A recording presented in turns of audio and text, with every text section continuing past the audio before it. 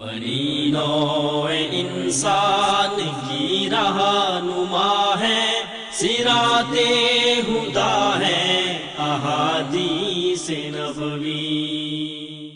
جنت میں جانے والوں کو کہا جائے گا کہ داخل ہو جاؤ اس میں، اور اس کی ریزن، اس کی وجہ یہ بتائی جائے گی بما صبرتم، اس وجہ سے کہ تم نے صبر کیا۔ میدان حشر میں یہ ندا دی جائے گی، کہاں ہے صبر کرنے والے، آج بے حساب جنت میں داخل ہو جائیں۔ صبر کی جزا بہت بڑی ہے، اور اس سے بڑی کیا جزا ہو سکتی ہے، کیا بدلہ ہو سکتا ہے کہ رب العزت نے فرمایا ان اللہ مع الصابرین، بے شک اللہ تعالیٰ صبر کرنے والوں کے ساتھ۔ دیکھیں دنیا میں جس کی پشت پر کوئی قوت والی ہستی ہو، اس کو کسی کا خوف نہیں رہتا۔ ایک بچے کے ساتھ اس کی ماں ہو تو وہ محسوس کرتا ہے کہ اب مجھے کوئی نقصان نہیں پہنچا سکتا۔ جب وہ بڑا ہو جاتا ہے تو اسے پتہ لگ جاتا ہے کہ ماں بھی کمزور ہے۔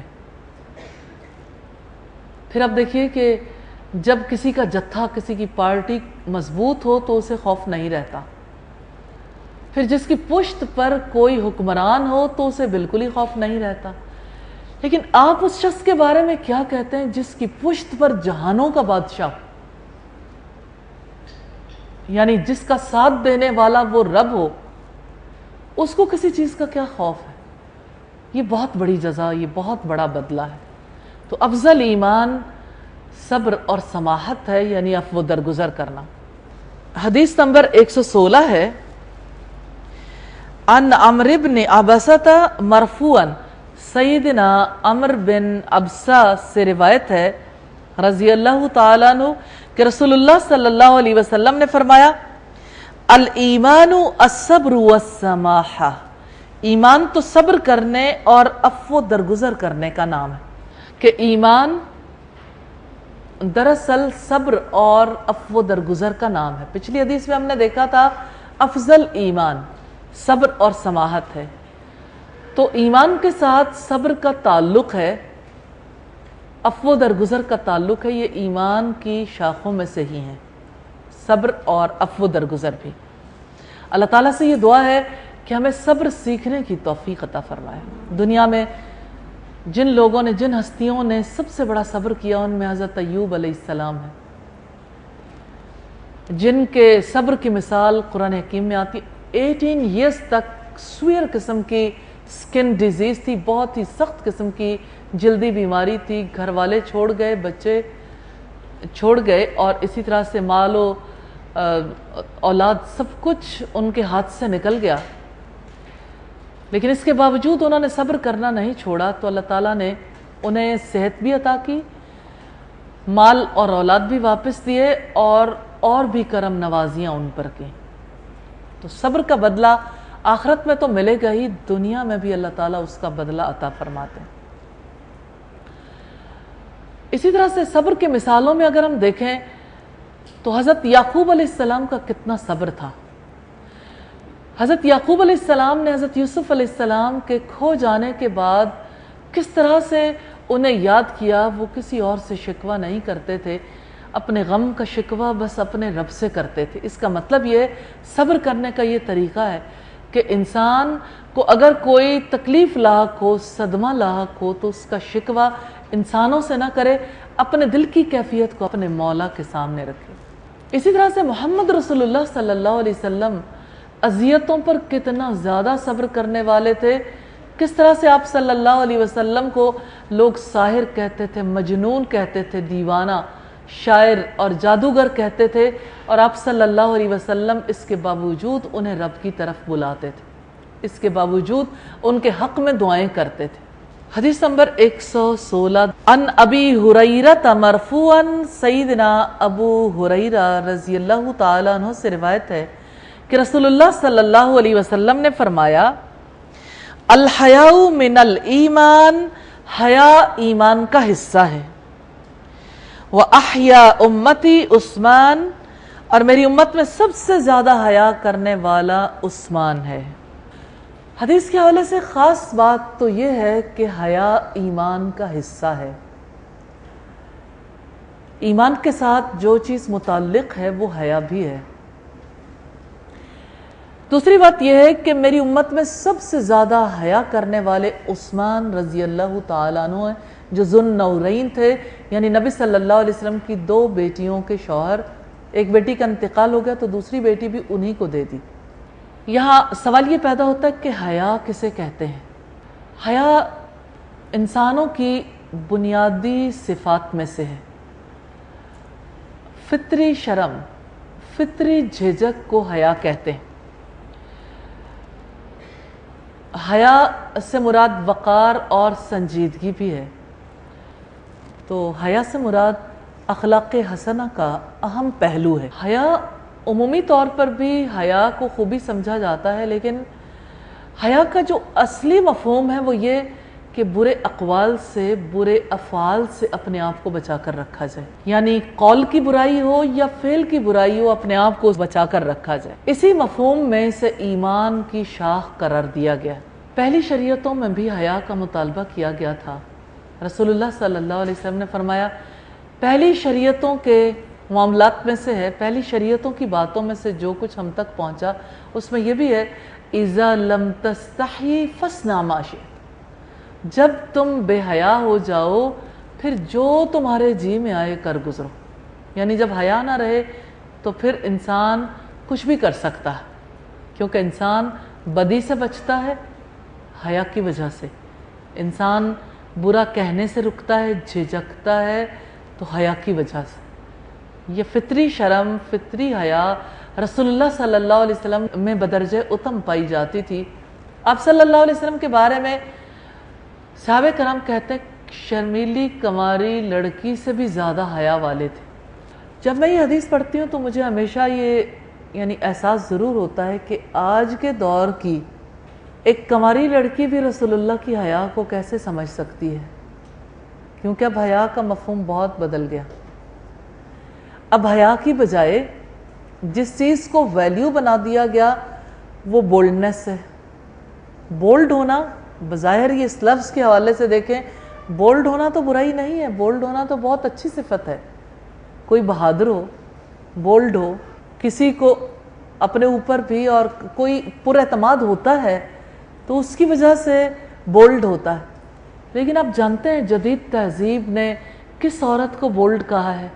وہ عورت جو اپنے جسم کے پوشیدہ حصوں کو زیادہ سے زیادہ ظاہر کر سکتی، اسے یہ ٹائٹل دیا جاتا ہے کہ فلاں عورت بہت بولڈ ہے۔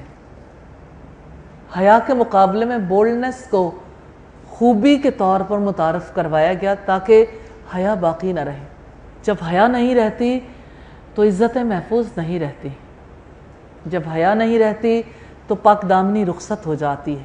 تو حیا بنیادی اوصاف میں سے ہے۔ کسی نے کہا حیا نہیں ہے زمانے کی آنکھ میں باقی، خدا کرے جوانی تیری رہے بے داغ۔ یعنی زمانے کی آنکھ میں حیا نہیں ہے، اللہ کرے کہ آپ کی جوانی بچی رہ جائے، کیونکہ جس معاشرے سے حیا اٹھ جاتی ہے اس معاشرے سے پاک دامنی رخصت ہو جاتی ہے۔ حافظ ابن حجر حیا کے بارے میں کہتے ہیں کہ شریعت میں حیا سے مراد وہ خصلت ہے جو قبیح چیز سے یعنی بری چیز سے اجتناب کرنے اور کسی حقدار کے حق میں کمی کرنے سے باز رکھے۔ یہ فتح الباری کی روایت ہے، والیوم 1 ہے، پیج 72۔ تو حیا پیغمبروں کی سنت میں سے ہے۔ ابو ایوب انصاری سے روایت ہے کہ رسول اللہ صلی اللہ علیہ وسلم نے فرمایا 4 چیزیں ہیں جو سب پیغمبروں کی سنت میں سے ہیں: حیا، عطر لگانا، مسواک کرنا اور نکاح کرنا۔ سیدنا انس رضی اللہ تعالیٰ عنہ کی روایت سے پتہ چلتا ہے کہ حیا اسلام کی پہچان ہے۔ رسول اللہ صلی اللہ علیہ وسلم نے فرمایا ہر دین والوں کی ایک خصلت ہوتی ہے جو اس دین والوں پر غالب ہوتی ہے، یعنی ان کی پہچان بن جاتی ہے، اور اسلام کی خصلت حیا ہے جو یقیناً ہر مسلمان میں ہونی چاہیے۔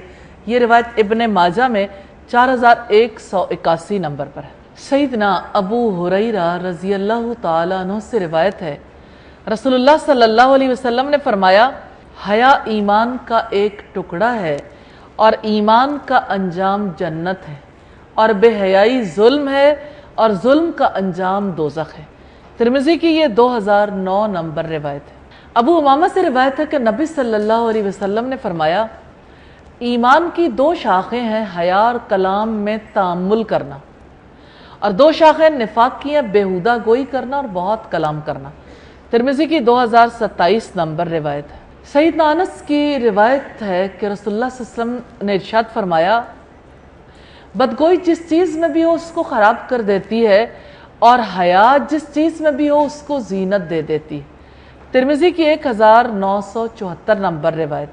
और बहस बिन हकीम वो अपने दादा से रिवायत करते हैं कि मैंने रसूलुल्लाह से पूछा, अल्लाह के रसूल, हम अपने सतर में से क्या छुपाएं और क्या छोड़ दें, यानी किस सतर को ढांपें किसको ना ढांपें। आपने फरमाया, अपने सतर को छुपाओ सिवाय अपनी बीवी के या जिसके मालिक हुए तेरे दाएं हाथ यानी लौंडी के। मैंने अर्ज किया, अल्लाह के रसूल, जब लोग आपस में मिले जुले हों, आपने फरमाया तुझसे हो सके तो कोई शख्स तुम्हारी शर्मगाह ना देखे, ना तो उसको दिखा। मैंने कहा, अल्लाह के रसूल, जब कोई हम में से अकेला हो यानी खलवत में तन्हाई में हो, आपने फरमाया, अल्लाह इसका ज्यादा मुस्तहिक है बनिस्बत आदमियों के कि उससे हया की जाए, यानी तन्हाई में भी बरहना नहीं होना चाहिए और अल्लाह से शर्म करनी चाहिए। तिरमिज़ी की रिवायत है 2769 नंबर पर। तो शरीयत में जिस चीज़ की सबसे ज़्यादा तारीफ़ की गई वो हया है, और जिस चीज़ का सबसे ज़्यादा मुतालबा किया गया वो हया है। शैतान सबसे पहले जिस चीज़ पर ज़रब लगाता है वो इंसान की हया है, क्योंकि वो जानता है कि जब हया ना रहे तो इंसान कोई भी काम आसानी से कर सकता। इसी वजह से आप देखिए कि हज़रत आदम अलैहिस्सलाम और हज़रत हव्वा को जब जन्नत से निकाला गया तो सबसे पहले उसने जो साजिश की थी, लिबास उतर गए थे। इसी वजह से अल्लाह ताला ने फरमाया, ए आदम के बच्चों, कहीं ऐसा ना हो कि शैतान तुम पर से उसी तरह लिबास उतरवा दे जैसे तुम्हारे आबा से उतरवाए थे। तो जब कोई इंसान शरई तौर पर जिस हया का मुतालबा किया गया उसको तर्क कर देता है तो वो तबई तौर पर ऐसे मकाम पर आ जाता है जहाँ से हर किस्म की बुराई का इर्तिकाब मुमकिन हो जाता है। इसलिए अब सल्लल्लाहु अलैहि वसल्लम ने हया के बारे में इरशाद फरमाया कि अल हयाउ मिनल ईमान, हया ईमान में से है, और मेरी उम्मत में सबसे ज़्यादा हया करने वाले उस्मान हैं, यानी सईदना उस्मान रज़ी अल्लाह ताला अन्हु की खूबी बयान की गई कि वो उम्मत में सबसे ज़्यादा हया करने वाले थे।